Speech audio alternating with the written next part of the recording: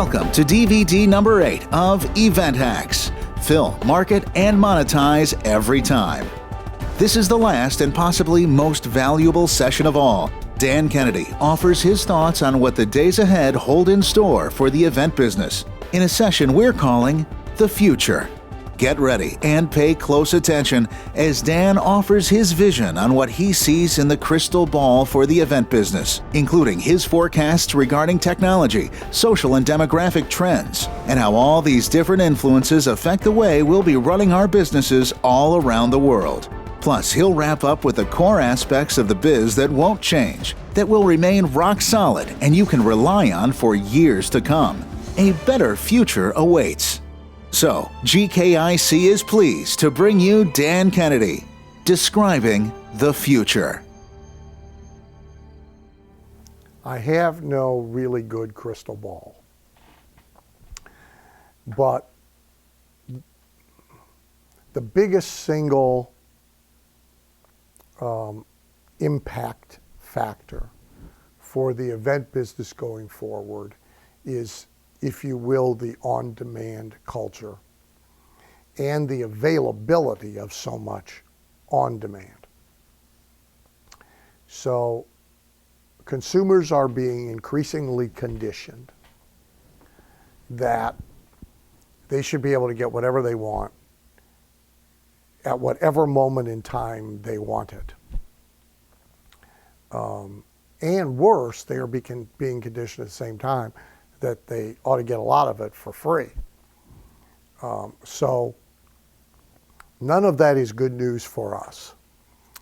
The event business, by definition, requires there being an event which occurs in a place at a time. Most of the benefits of doing events require that as well. So you can monetize them now by live streaming, by replays of the live stream, by pay-per-view, on-demand access to the live stream, to pieces of it. I only want to watch the celebrity speaker, and I'll pay $39.50 to watch the live stream of the celebrity speaker.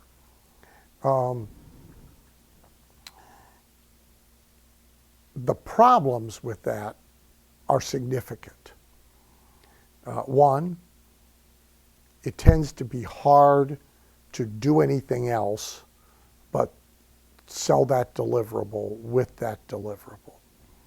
So for example, a speaker selling product, services, coaching during a presentation at an event, you live stream that same thing for them to go buy it, sign up for it online.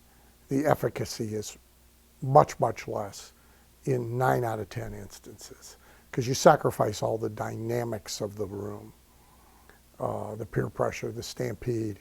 You can try and create it digitally. I mean, they can see the stampede.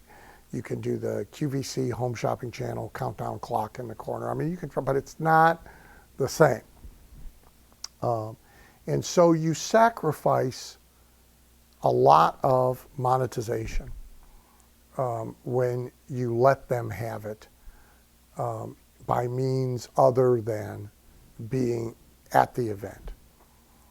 Maybe the bigger problem, though, is that you sacrifice the bonding that occurs that drives relationship and retention. And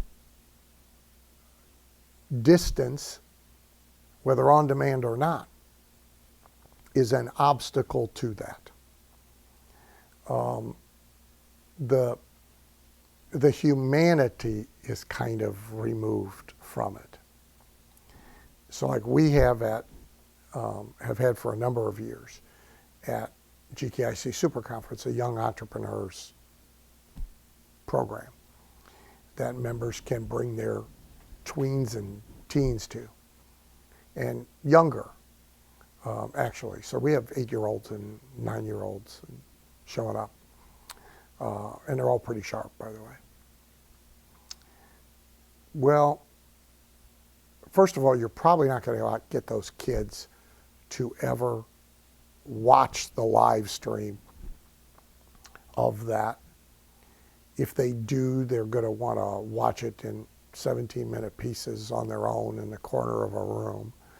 Dad and Mom are not going to have the feedback, the experience of the feedback of that kid excited now about things that they really want the kid to be excited about.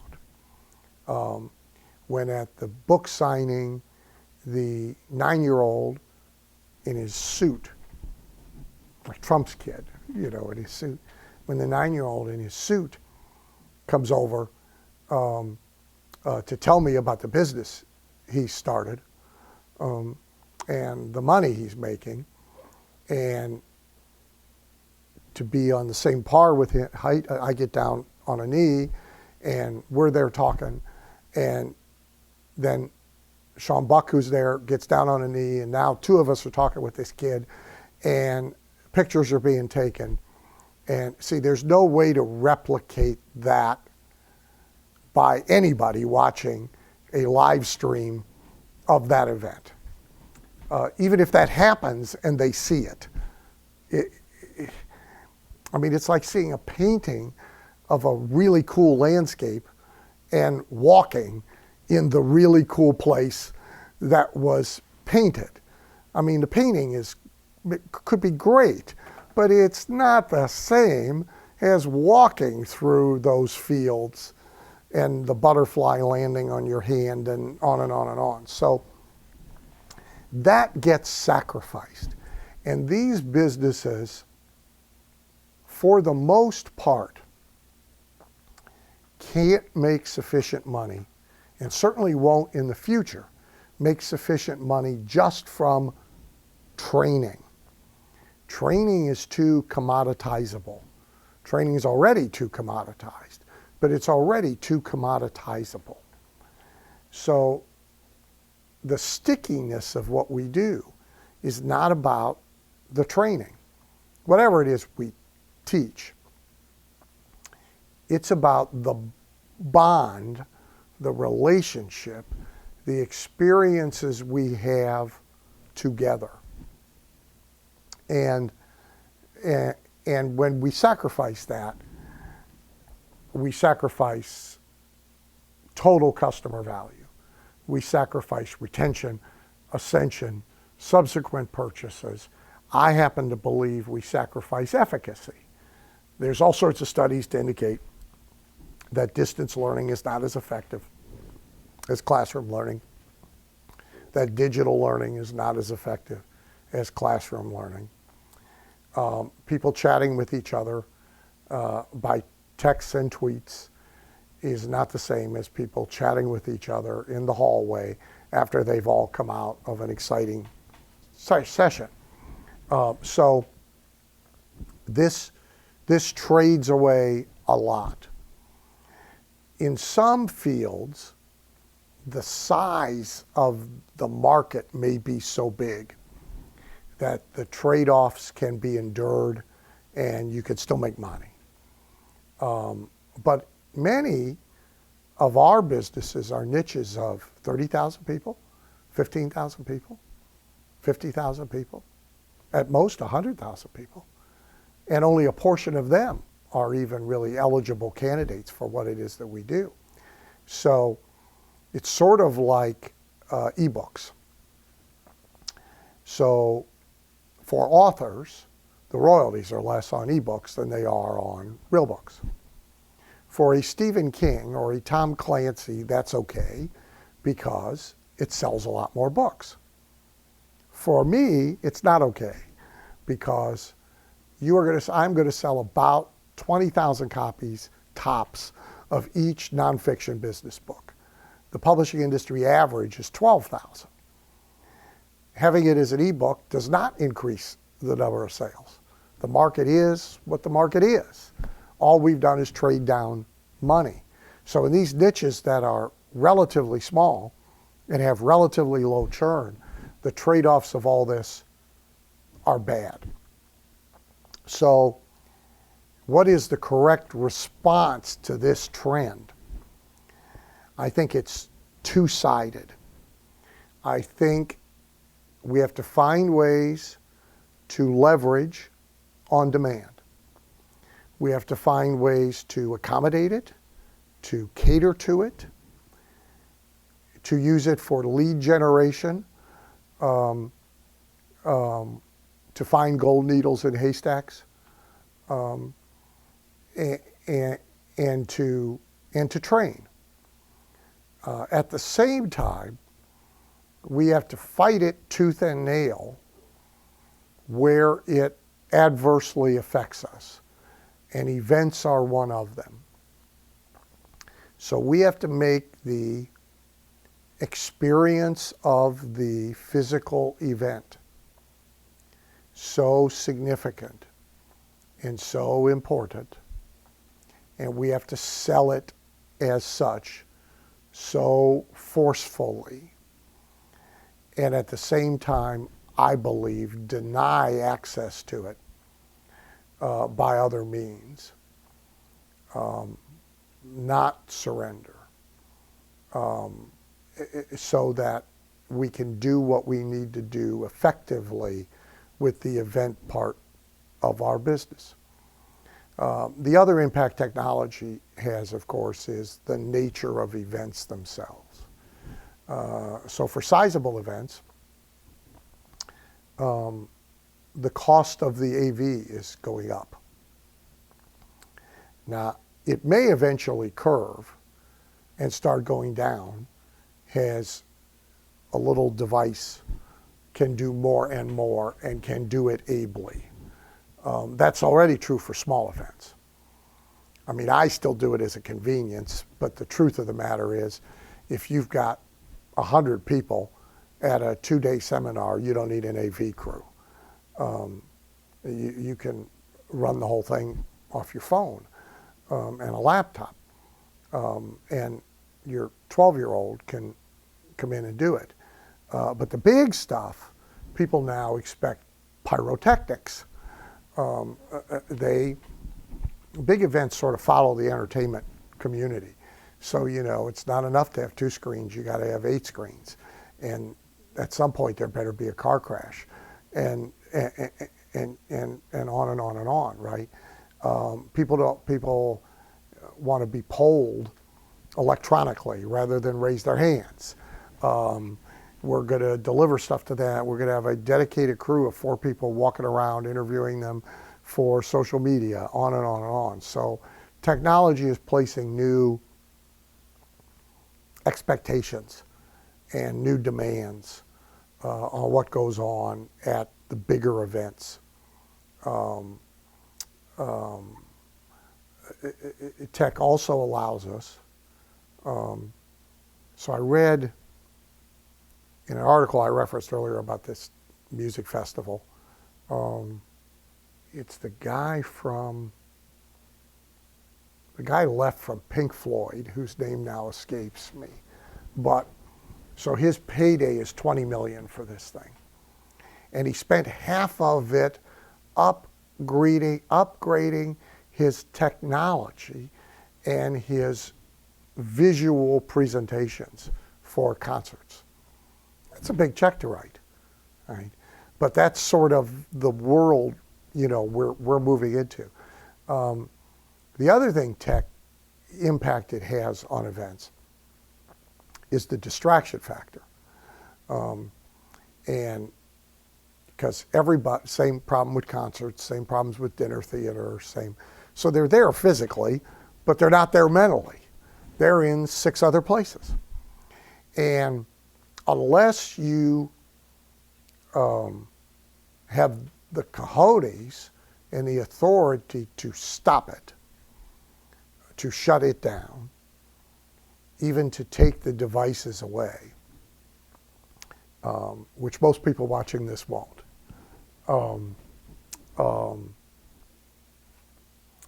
I do, but even for me, it's slowly slipping from my grasp.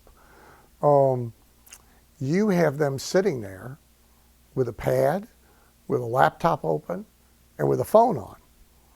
And they're checking email, they're updating their Facebook, they're posting to social media in live time, they're working on sales letters, they're playing games, they're doing everything but being there. And you would think, I say to myself, let's see, the guy spent $1,000 to fly across the country. He spent $2,000 to be in a room. He's into this for $3,000. He could watch porn at home. You would think he'd be fixated on what was going on. No, they're not. Now, on one hand, if all we care about is, hey, you pay your ticket price, do what you want, it wouldn't matter. It might arguably even be good because we could get away with delivering crappier programming. But if you care about all the reasons to have them at an event and have them in a room, it's a serious problem. I've found of late, as a speaker, that selling complex offers from the front of the room is now problematic because they aren't paying attention enough. Their attention span has been so compromised, and their attention at the moment is not there. So they can't understand what's in the three options and the value proposition that I'm presenting to them. I've been forcing myself to present simpler and easier to understand choose A or choose B because at the same time they're listening to me and they have an order form in front of them, they're on their phone. So that's the other impact, and it's a significant effect on events. On the other hand, of course, obviously, it means you can tweet them during the event. You can text message them all during the event. You can text message everybody and remind them to be at the early bird breakfast being presented by sponsor X. I mean, there's a lot of stuff you can do that you couldn't do before, but it is bringing with it, it is both an angel and a Satan. And it challenges us in putting on events that are multi-purposed. So the biggest demographic trend is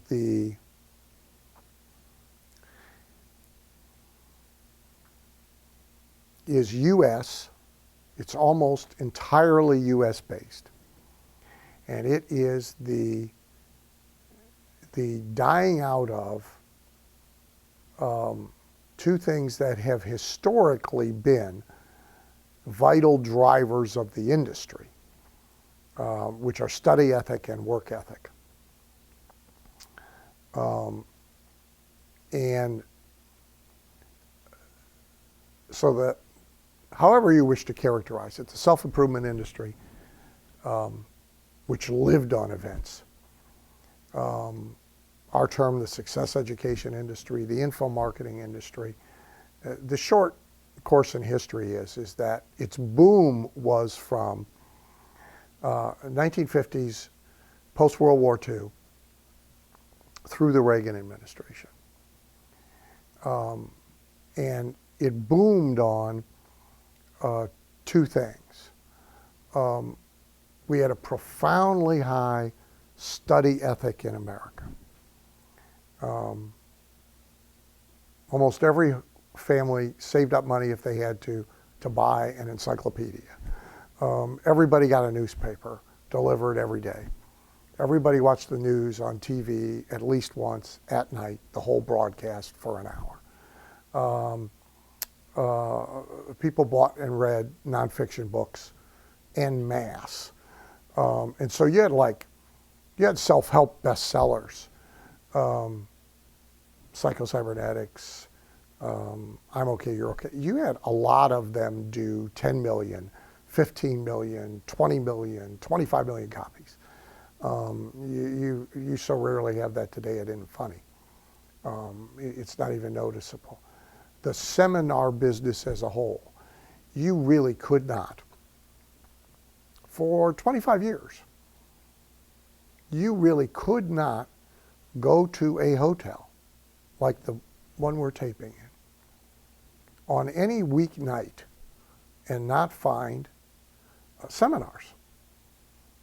You'd be hard-pressed to be there on a day and not find seminars. And you couldn't be there on a weekend without at least finding a direct sales company or a network marketing company having seminars. You just couldn't do it. Today, that's not the case. We had an army of salespeople on the road in cars, all listening to training on cassettes.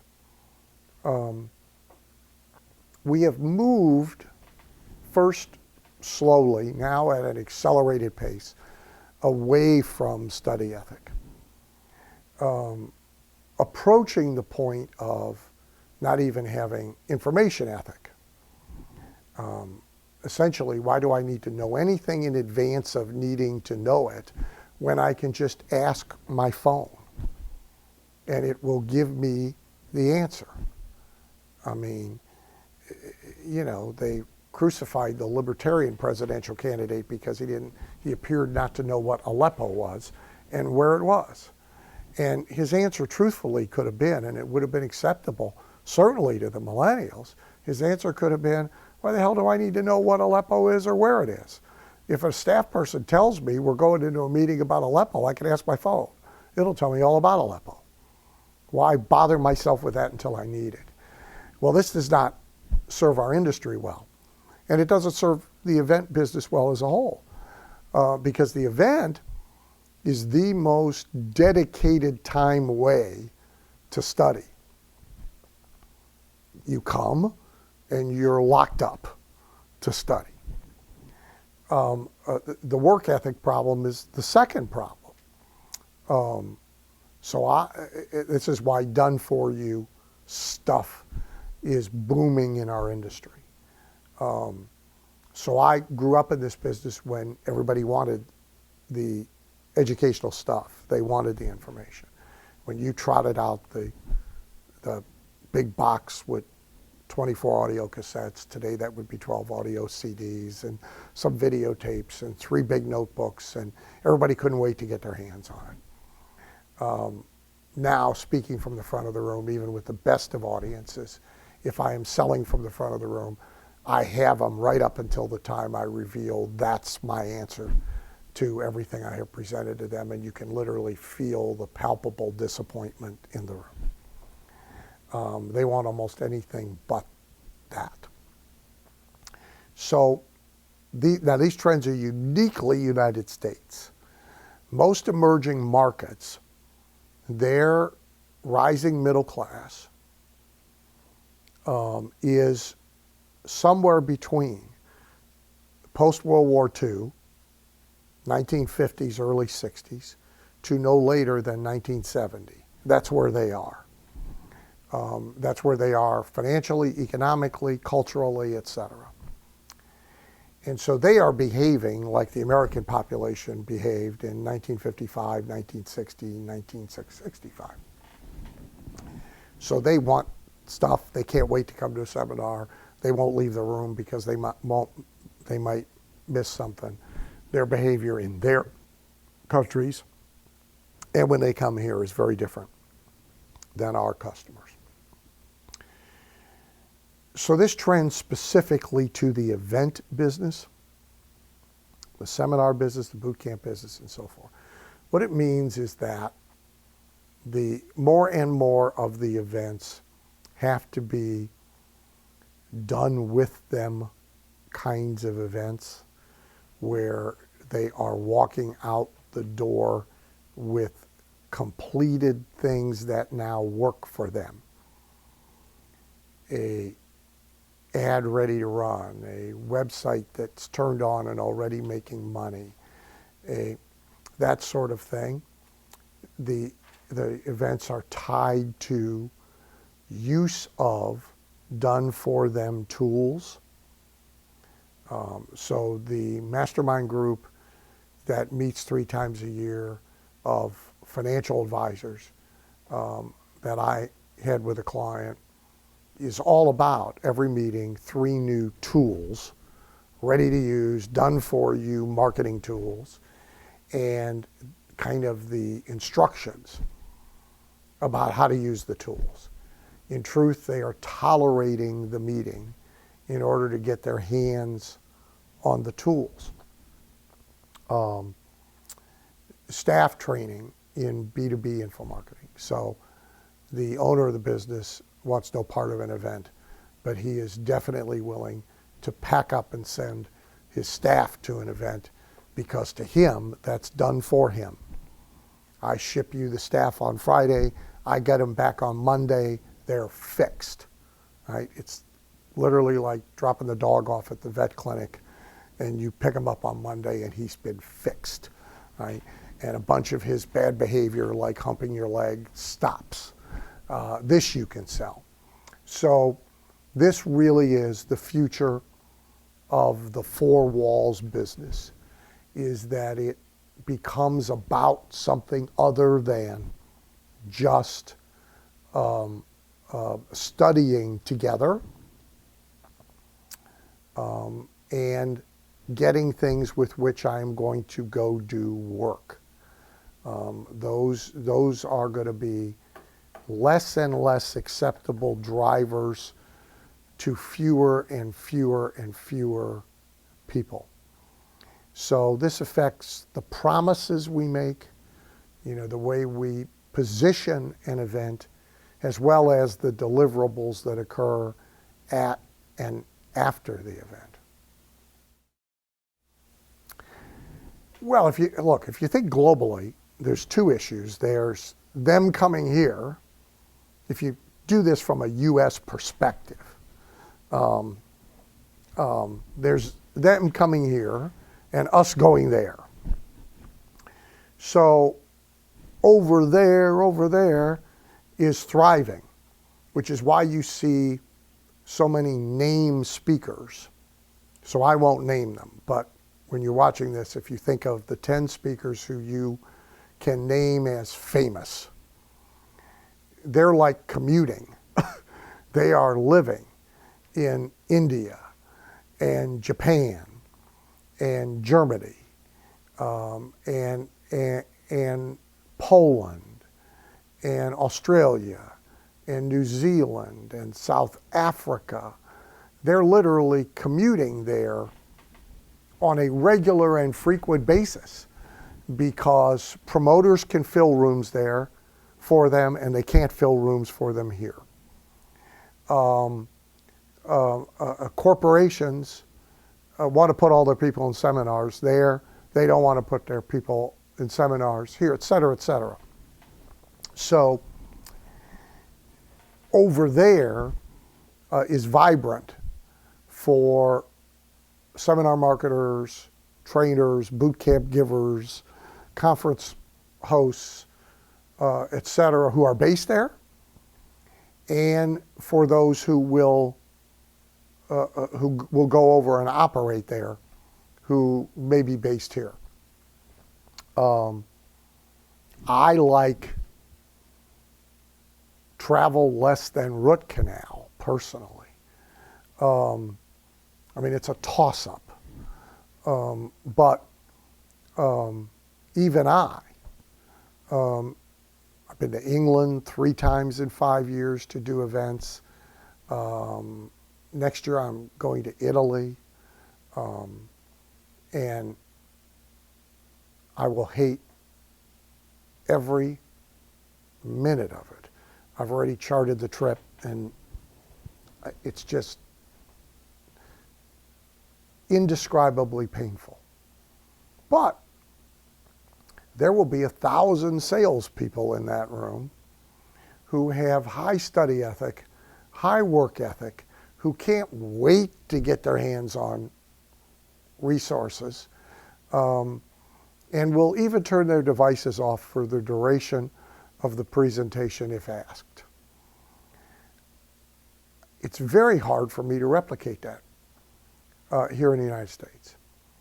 So one way or another, broadly info marketers and narrowly the event part of their businesses. It's very hard to justify ignoring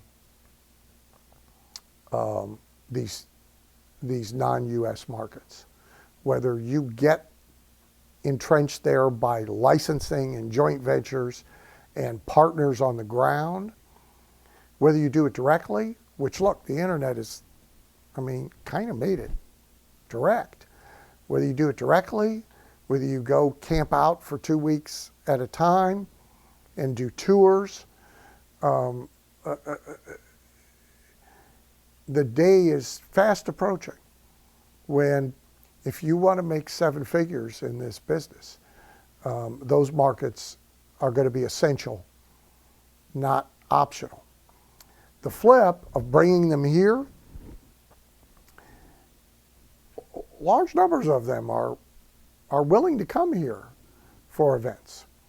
My clients, GKIC, the percentage of the room of non-U.S. attendees keeps going up. The Europeans have a totally different idea of travel than we do.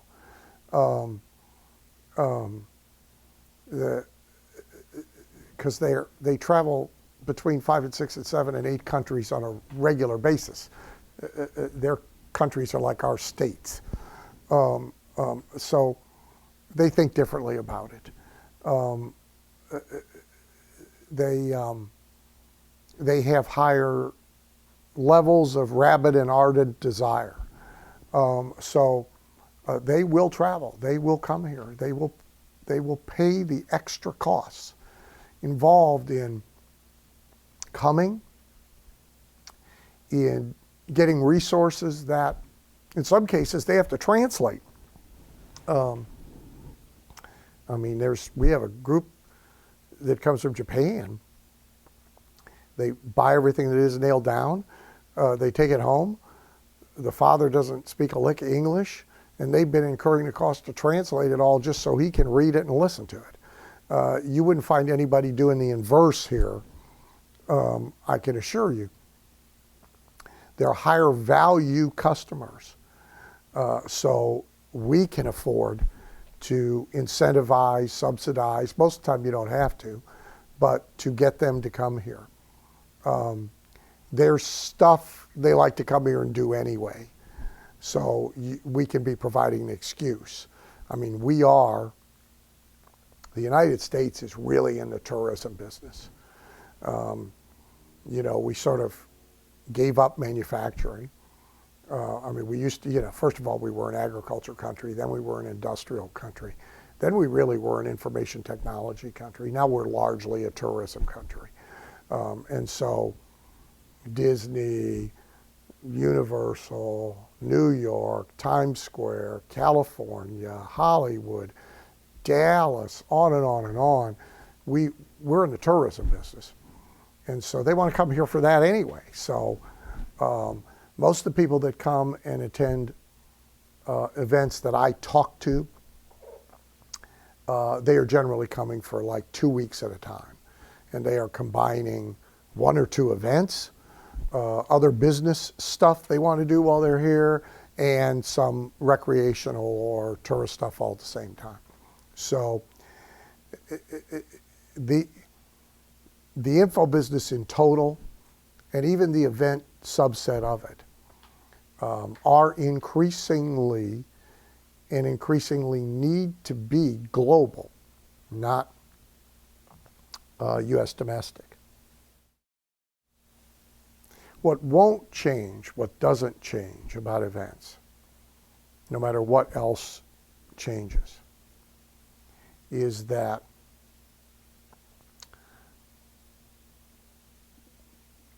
what goes on in them cannot be totally replicated by any other means.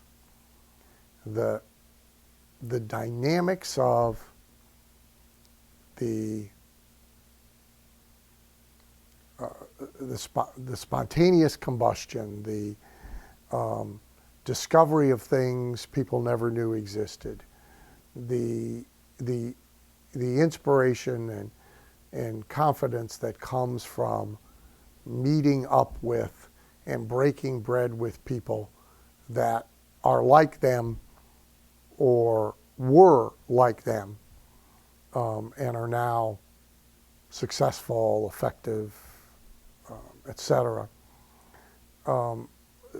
Those parts of a live event cannot be replicated by any other means. And so when you think about selling events, I think you have to think in terms of selling those things that cannot be replicated more than you sell anything else. With everything else, you are selling in opposition to an alternative. Come to an event, buy 12 books, read 12 books. Come to an event, hire a consultant to just come into my office and do it. Come to an event, go to YouTube, Google the topic. Oh, look, there's 5 million videos I can watch about how to do that. You are selling against an alternative. With a handful of these things that can't be replicated anywhere else, you are therefore selling with no alternative. So in a sense, you have a choice of selling against very formidable competition or selling against no competition at all. For the most part, it's better to sell without competition. So that's where the focus has to be, and where the focus will have to be increasingly is on the building of those things into events and the selling of those things in events.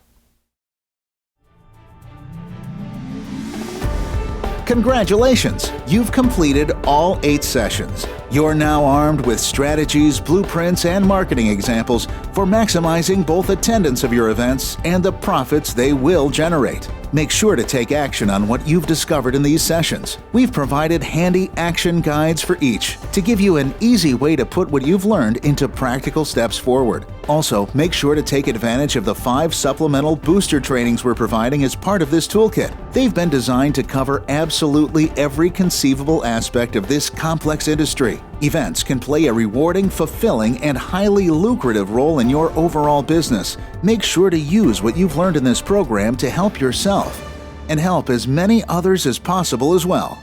Opportunity awaits. Thank you for listening to this GKIC program. Also, did you know that GKIC has helped tens of thousands of business owners across every field and industry get onto the path to creating the business and lives of their dreams? GKIC members learn our unique strategies for thinking differently about their businesses, and they acquire powerful tools to attract, convert, and retain their ideal customers, clients, or patients. Becoming a GKIC member is both smart and easy. It all begins with Gold membership, which includes a monthly subscription to the world-renowned No BS marketing letter, as well as the What's Working Now interview with real people achieving real results. Join the global community of like-minded small business owners and entrepreneurs today, or upgrade your current membership to the next level of benefits. It's all in the palm of your hand when you call our helpful concierge line at 800-871-0147. That's 800-871-0147. Call us today.